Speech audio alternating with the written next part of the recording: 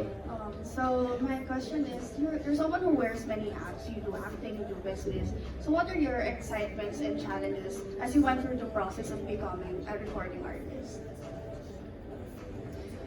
to be honest with you, the preparation is different but same at the same time. I think I always stick to my morning routine. If I am able to do my morning routine, which is workout, meditate, read a book, I even do tongue twisters just to wake up my brain. And then when I start working, nandun na ako sa zone ko na tinatawag na parang anong tawag nun? Kalimutan ko rin.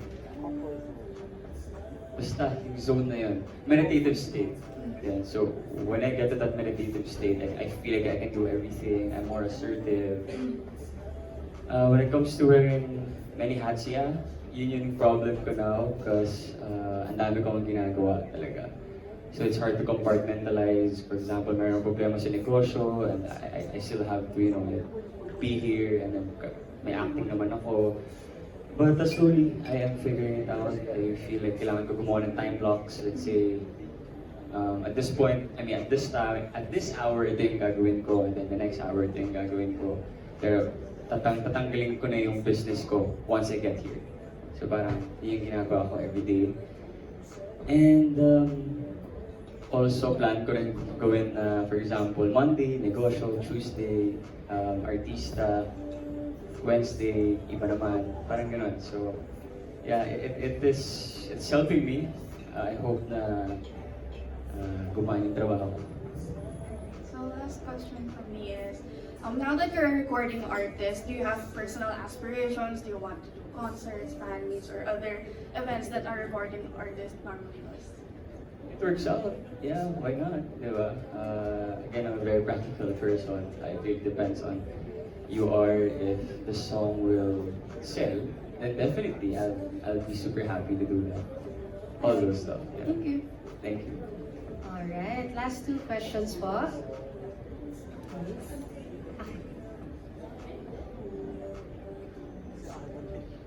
Hi David, I'm Hannah with TV Patrol and Hi. Hi. When you started out, diba, you tried learning how to sing for a year. Did you Sorry? ask for a year since last year, no? Singing, yeah. Right. Did you ask help from anyone besides syempre yung mga tutor mo, yung mga nagtuturo sa'yo, from your friends, syempre sa showbiz? And meron ka bang, since recording artist ka na, meron ka bang gusto maka-collab in the future or makasama mag-perform itong I Think I Love You? Did I ask anyone? Yeah, I asked yung kapitbahay ko kasi si Ben. Oh! Yeah, so actually kanina magkasabay kami mag-gym and next week we are gonna have wine. We're gonna talk about, I don't know, a lot of stuff since he is getting married this January, I think. Yeah. So, yun. And, ano yung question mo?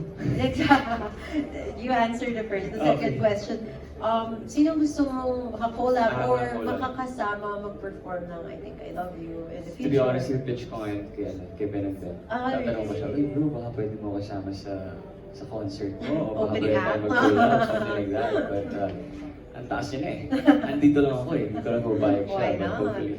Thank you, David. Thank you. Interesting yun Ben and Ben. Wow, something to look forward. Okay, for our last question po. Sige po.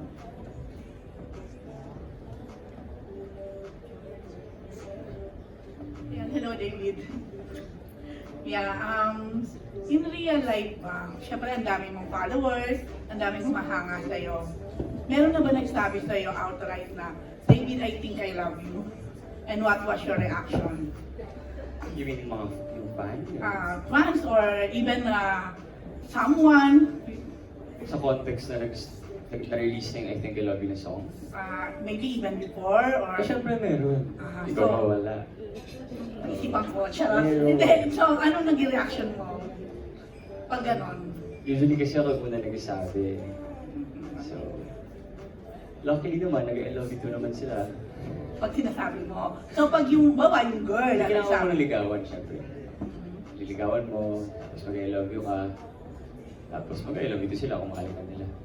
Pero pag girl ang nauna nagsabi sa'yo, ano ka ba? Yung medyo parang, syempre medyo parang konting naging aggressive yung girl, professing her feeling. Ano yung impression mo sa ganun? Well, kung mahal ko na siya at that point, sabihin ko, I love you too. Pero kung hindi ko siya mahal, sabihin ko, thank you. So, thank you na lang ito kung Joke lang. Siyempre, kakausapin ko siya, sabihin ko na, why do you love me? Do you think it's too early? Or like maybe sabihin ko na, I think I'm getting there. If I'm getting there talaga, di ba? Pwede ko lang sabihin na maybe we still have to get to know each other deeply. Di ba? So, okay.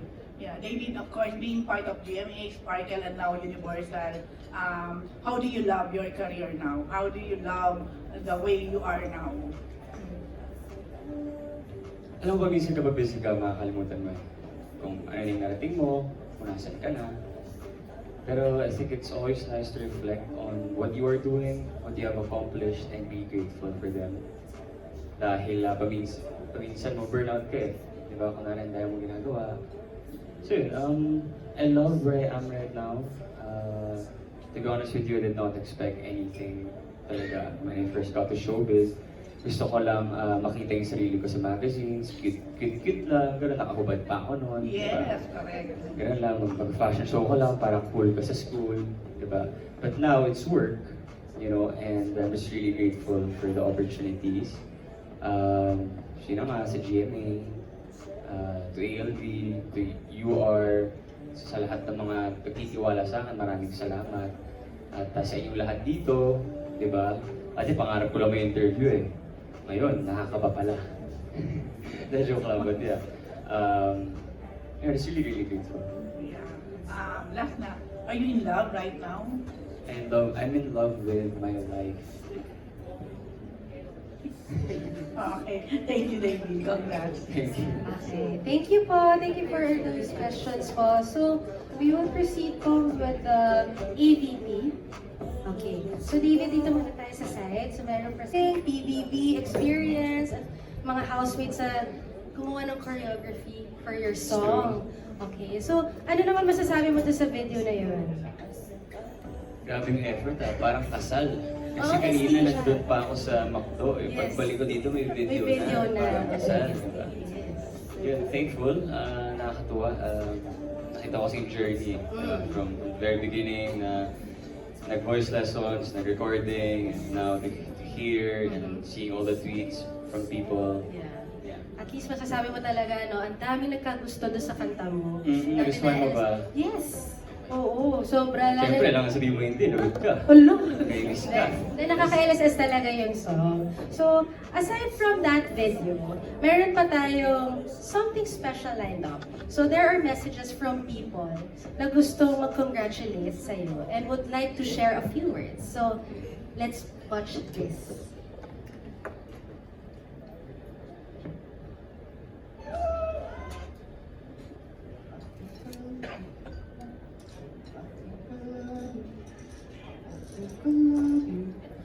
Bro, Nico! Recording artist ka na pala ngayon. Ang bihira. Hindi ka lang successful na entrepreneur, successful na artista, gusto mo pang agawan yung mga singers natin dito sa industriya. Pero congratulations, balita ko yung kanta mo nasa top 5 sa iTunes. Kaya congrats bro. Happy for you. Sana minsan kanta natin tong kanta mo sa AOS because I think I love it. Hi David, congratulations on this new endeavor. Akalain mo, recording artist ka na. And I heard top 5 siya. Agad-agad yun ha. It's the only OPM song on iTunes. So congratulations. We are all happy for you. I think I love you now out. Hindi lang I think, actually sobrang ka naming love. So congratulations, David.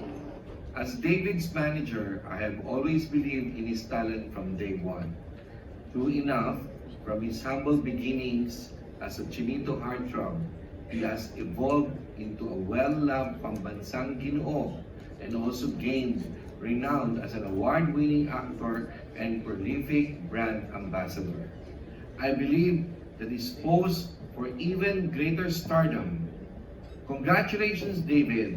I wish you all the best in your new musical journey. Thank you to David's fans for the unconditional love and support. And thank you also to Kathleen Go for making him part of the Universal Music family, esteemed roster of talents. May your new single be the love anthem of today's millennial, and may you soon join the ranks of the new generation of OPM superstars. Hey David, Gabby here. Uy, congratulations for your very first single, I Think I Love You. Congratulations, more power to you. Deserve mo lahat ng blessings that's happening to you. Congrats, and I will see you soon. Congratulations, David, sa iyong single na I Think I Love You. I want you to know that I'm very, very proud of you. At sana magtuloy-tuloy ang iyong journey as a recording artist. Oo, ituloy mo na. Gawin mo ng album. Gano'n. I'm proud of you and I'm always here for you to support you. Ingat ka palagi. Congratulations. Alright. So we would like to acknowledge everyone na nag-send sa video. So Ms. Joy Marcelo, First Vice President for Sparkle GMA Artist Center and Talent Development Management. Arnold Bergafria, President of ALB Talent Management. And of course, Gabby Garcia, Dennis Trillo, and Barbie Fortes. So ano naman ang masasabi mo sa mga nagbigay ng message for you? Well, thank you sa message. Natawa ako kay Dennis at na-touch ako sa mga nag-video nga. I mean, syempre, time pa rin yun, effort pa rin na mag-video sila. Kasi ako minsan tinatamad ako mag-video, magpapag-video greeting eh, di ba? So, thank you. Alright. So, I think we will wrap up our MediaCon for today. So, ano po ang message mo sa iyong fans and for everyone na nandito ngayon this afternoon? To the fans, maraming salamat sa suporta nyo from lahat, from Maria Clara, to Pulang Araw, to maging sino ko man. Ano pa ba yun? And then now here, di ba? So maraming salamat sa suporta. Sana hindi kayo magsawa, sana hindi kayo magsawa sa pagbumuka ko. Dahil paminsan, nahihiya rin ako na, uy, nakita na naman kayo, di ba? Gaya nila, David Cruz. Diba? Thank you so much, guys. Truly appreciate you. And to the media, thank you so much for being here.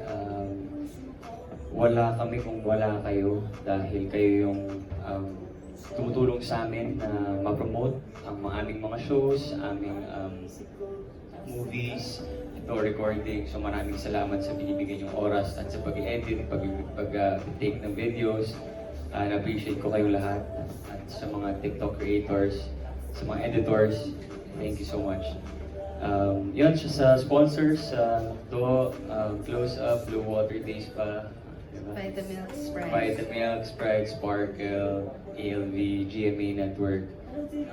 Also, may tag-ABS dito, maraming salamat for coming. Wala, yung ginagawa siya. Hello, thank you for coming here. So, thank you so much, guys. And also sa Noctus Bar for having us here. Ang sarap. Thank you, guys. Sarap ng lumpia. Thank you. Alright. So again, thank you. Arden, thank you, syempre. Alright, thank you. Thank you so much, David. So once again, let's take a moment to acknowledge our sponsors and partners who made this gathering possible. A big thank you to Close Up, Vitamilk, Blue Water Day Spa, Sprite, our venue Noctus Music Bar, and our media collaborators. So again, use the hashtag natin, I Think I Love You, ITILY David, and ITILY MediaCon. Okay, so for our guests na gusto pong magpa-picture with David, feel free po na magpa-picture po sa kanya. And for our other media,